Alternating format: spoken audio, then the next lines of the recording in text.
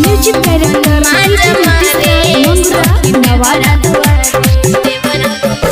ससुरजाई पगम बिछाई सुतेला रोजे उखारे सखी देवरा दुआरे ससुरजाई पगम बिछाई सुतेला रोजे उखारे सखी देवरा दुआरे देवरा दुआरे जाने कवन माजा मारे सखी देवरा दुआरे जाने कवन माजा मारे सखी देवरा दुआरे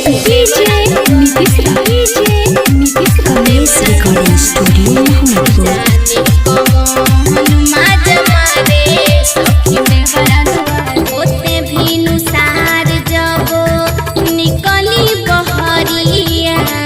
देखिले कि सुतल रहे पसार के कमरिया होते भीनु सार जबो निकली बहरिया देखिले कि सुतल रहे पसार के कमरिया करे ना सहरम लागे जे करम सौसे कपार उतारे सखी देवरा दुआरे देवरा दुआरे जाने कवन माजा मारे सखी देवरा दुआरे जाने कवन माजा मारे सखी देवरा दुआरे देवरा दुआरे जाने कवन माजा मारे